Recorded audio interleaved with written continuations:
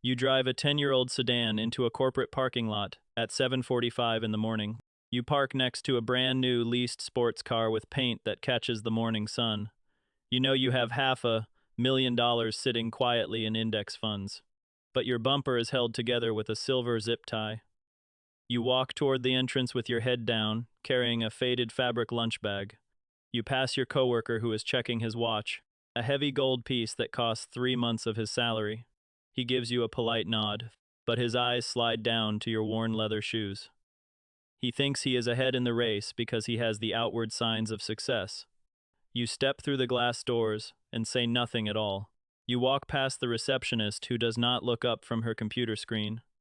The air in the office lobby is dry, smelling of stale coffee and carpet cleaner. You take the elevator to the fourth floor, standing silent in the corner. You take your place at the desk under the fluorescent tubes. You open the first spreadsheet of the day, level 1, the unstable floor. At 0, your bank account behaves like a wild animal that you have to watch every second. You stand in the grocery aisle, looking at the price of name brand peanut butter. You put the jar back and pick up the generic option with a plain white label. At the register, you hold your breath as the card reader runs its check. The cashier gives you a flat, tired look as the machine flashes a red refusal. You mutter a quick apology and leave the paper bag on the black counter. You walk back to your apartment in the cold wind, your stomach tight with anxiety. You check the app 5 times before you go to sleep, hoping the red digits will change by magic. The screen only repeats the same -$12 in the dark. The bank charges you a $35 fee for not having enough money to cover a gallon of milk. You look at the paper mail on the counter, a pile of envelopes with red stamps. The electric bill has a late fee of $25 added to the total. You turn off the lamp to save a few pennies of power. You sit on the edge of the bed, feeling the weight of the morning before it starts. You count the days until the next paycheck hits your account, and the math does not fit. You search your drawers for spare change, finding only a few copper pennies. You walk past the local bakery, smelling the fresh bread you cannot buy. You realize that every minor emergency is a threat to your shelter. You lie awake in the dark, listening to the pipes hum in the wall. The first rule: when you have nothing, the system treats your survival like a credit risk. Level 2, the small buffer. $250 is a shield made of paper, but it is the first time in months you can breathe. You buy groceries without checking the mobile app in the aisle. You do not look at the gas pump numbers as they spin to $20. You sit at your kitchen table at midnight, but the calculator stays in the drawer. Yet you know this safety is a temporary truce in a war you are still losing. One broken pipe or one strange engine sound will sweep the paper shield away. You walk past the car repair shop on your way to work, hoping your brakes hold for another month. The system still charges you a monthly maintenance fee because your balance is below their minimum. You pay the institution $10 just to hold the tiny amount you need to buy groceries. You buy a cheap filter for your coffee machine instead of the brand name.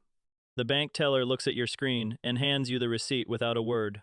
You walk home with your boots squeaking on the wet pavement, hoping they do not split. You put a few dollars into a jar on the counter, labeling it emergency. The margin of safety is so thin, you can feel it bend under your fingers. The check engine light flashes on your dashboard as you drive home in the rain. You feel the familiar panic return, a cold shadow over your brief comfort. You realize that $10,000 is not wealth, it is just a delay. You check the price of repair parts online, holding your breath once more. The second rule: comfort is a temporary truce in a war you are still losing. Level 3, the quiet safety. At $10,000, you begin to buy something rare. You are purchasing the ability to say no to things that used to make you stay awake. You walk past your manager's office, and you do not feel the familiar knot in your stomach. Your boss tells you that everyone needs to work late on Friday, but you politely decline. She looks surprised, but she does not argue with you. The coworker next to you talks about his new car loan, but you just listen and stay silent. He wonders why you do not upgrade your old sedan, but you do not explain the math to him. You know your $50,000 is worth more than the leather seats in his leased cabin.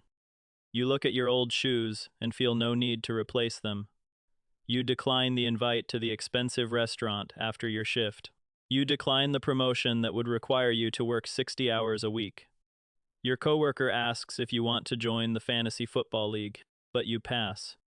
You do not want to participate in the conversation about vacations and cabins. You spend your Saturday reading a library book in the public park. You realize that most of the spending around you is just a cry for attention. You go home and cook a simple meal of rice and beans. You watch the rain hit the window, feeling the quiet strength of your choice. The third rule, the cheapest way to feel rich, is to let other people think you are poor. Level 4. The boring middle. $50,000 is the first real mountain, but the view from the top is gray and flat. You open your brokerage account at night and see the 6 digits staring back. Nothing changes in your kitchen, and the dinner on your plate is the same. You realize that compounding is a slow, quiet game that does not have a crowd. The market slips 3%, and you watch $1,500 disappear in an afternoon.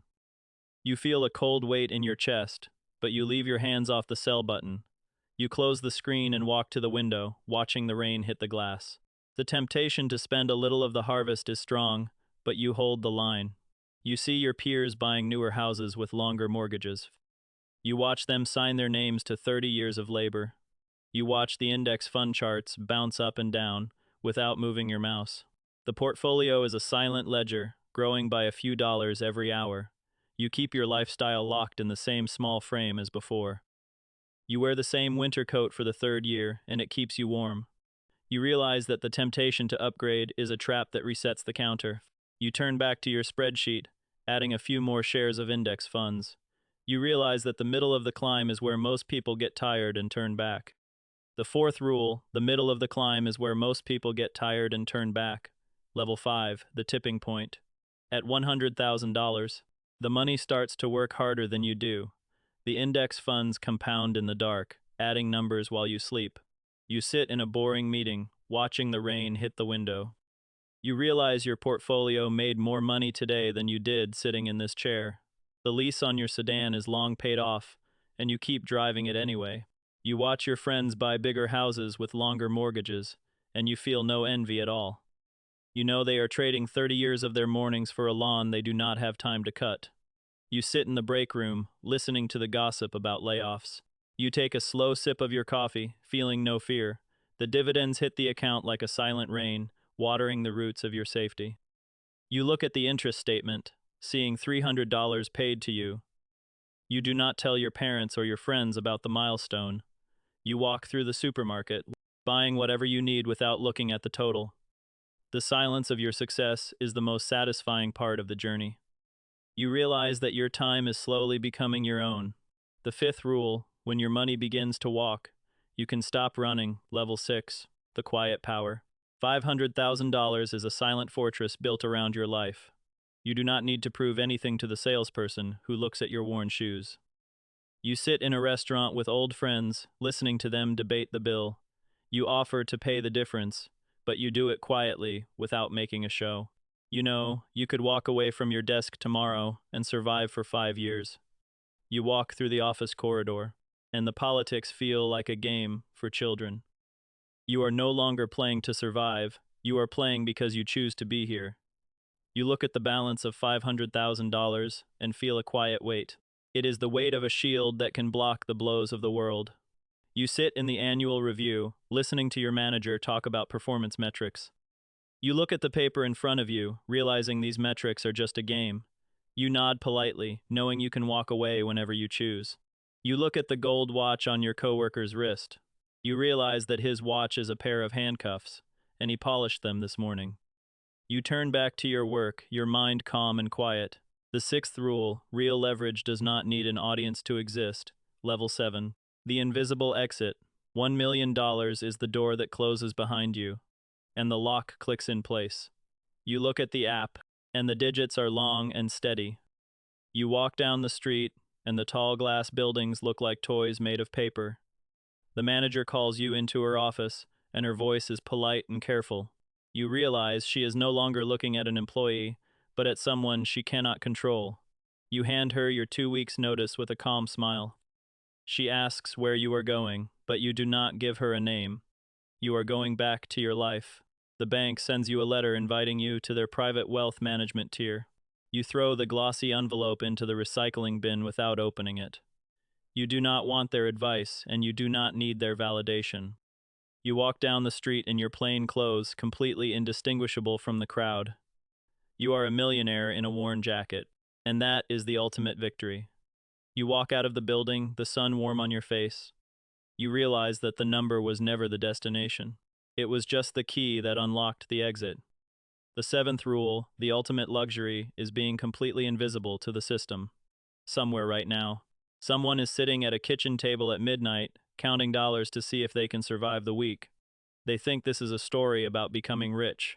They think this is a story about a luxury car and a large house. It is not. You trade money to buy back the hours that belong to you. It is a story about buying your hours back, one index fund share at a time. You are the same person at every level, but the number is the key that lets you leave.